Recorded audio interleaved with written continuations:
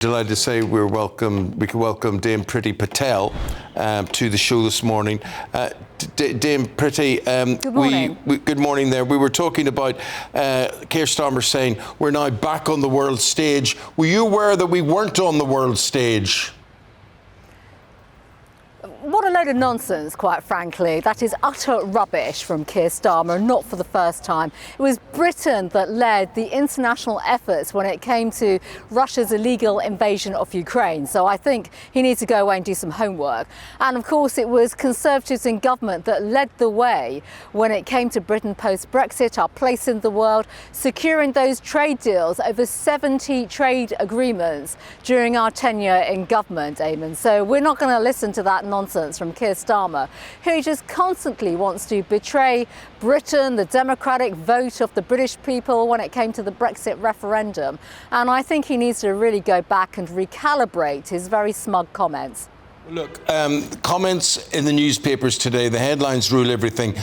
You know, 95% of them very anti what happened, summed up by The Sun, which says we've been done up like a kipper.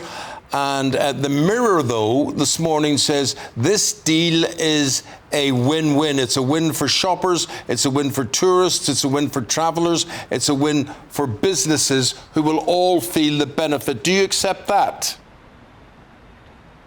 Well, I mean, the Mirror is the propaganda sheet for the Labour Party. There's no evidence for that, Eamon. I mean, let's see the detail. Where's the economic impact assessment? The stuff on border and passport queues is just nonsense, because I don't think your viewers are fully aware of the fact that the EU have a digital system coming in anyway called the EU entry and exit system, which is basically their equivalent to the digital border system that we were put in place in the UK because the world has gone digital. And yet the government and Starmer claim that this is some great win. And by the way, when that comes in October, it will lead to queues because we have to all provide our biometrics and lots of personal data. So this is just wrong. It's misleading. You know, the government were claiming something like a £9 billion boost to the economy. But yet, if you look at the detail, there are no facts on the figures, and by the way, that's over a 15-year period. They basically run down our country and our economy, you know, for their own purposes, and then inflate the figures to suit them for themselves. So this is simply not factually correct. And you know, if newspapers like the Mirror want to put headlines like that forward, they need to show the facts and the details and the economic assessments, which, as far as I can see, not even the British government has done that so far. Well, the British government is saying that they had to renegotiate with the EU because the deal that the Tories passed was full of holes. It wasn't oven ready, like Boris Johnson had promised. There were queues at Dover because firms were struggling with all of the red tape that was left by Brexit.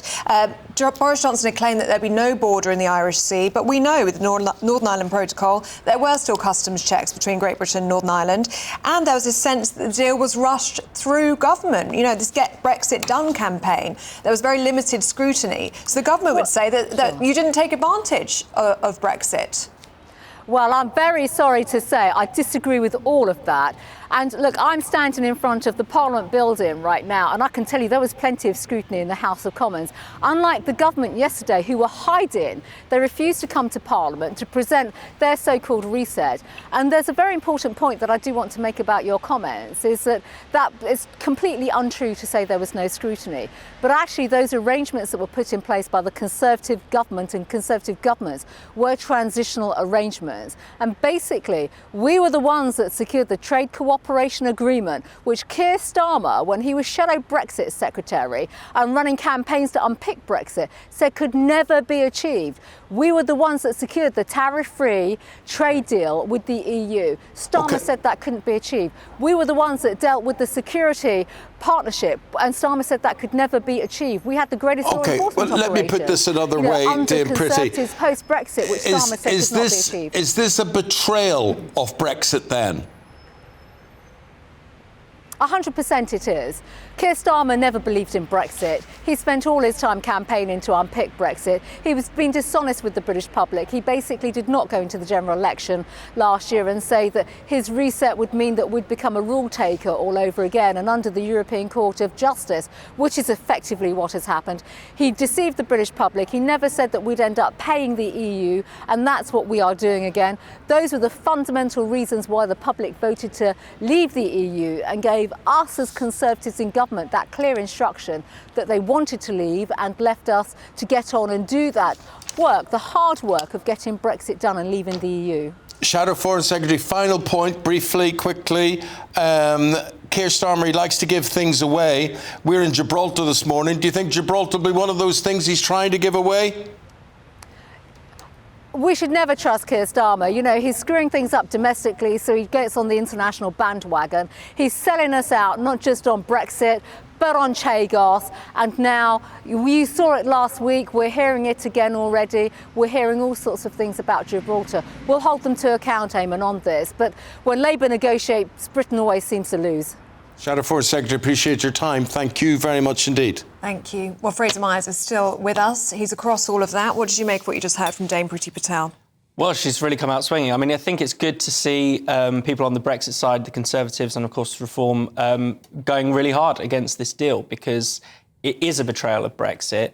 I hope that it doesn't stand by the time the next election comes around. People did not vote to give away so much power to the European Union, and in exchange for, a few crumbs of growth. It is a bad deal, and it's one of a series of bad deals that Keir Starmer seems to have negotiated. Do you think it would be reversed by the Conservatives or reversed by Reform if they were to form the next government? Well, I think the worrying thing is that on the because the fishing aspect, that includes sanctions if it's reversed. So it will actually be quite difficult to unpick. Hopefully there will be other negotiations and things can move forward. But as things stand, it will be quite hard. OK, Fraser Myers, good to see you this morning. Thank you very much. Thanks, Fraser. Appreciate it. Thank you very much indeed. So there is concern about the deal in Gibraltar, and our reporter Jack Carson's there for us this morning. So let's cross to him and let's and fill in the details there as to what the fears are. Jack. Well, thank you very much, Eamon and Ellie. You join us in Gibraltar, what are known as the Union Jack or referendum steps. Let me get out the way so you can have a look at this. So these steps have been painted in memory of that 1967 referendum, which asked whether Gibraltar wanted Spanish sovereignty as well as retaining their British sovereignty, or whether they wanted to remain Gibraltarian and retain their British sovereignty. And they voted overwhelmingly in that referendum, 99.6%.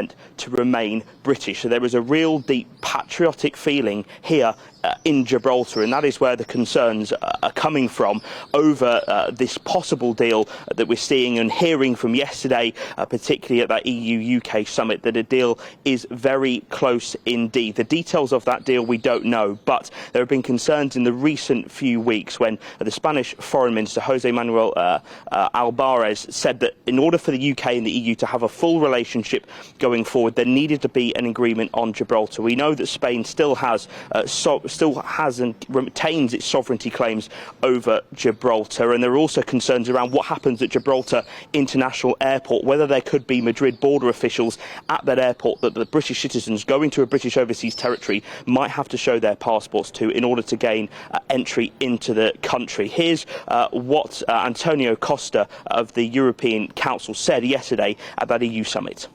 Gibraltar, the Commission and the United Kingdom government are talking, negotiating. Maros Sefcovic and David Lammy is making a very good job. It's an ongoing job, work, and my feeling is we are not very close to conclude this work. We are very close. No, very? Not very fast. No, very fast, sorry. An important correction.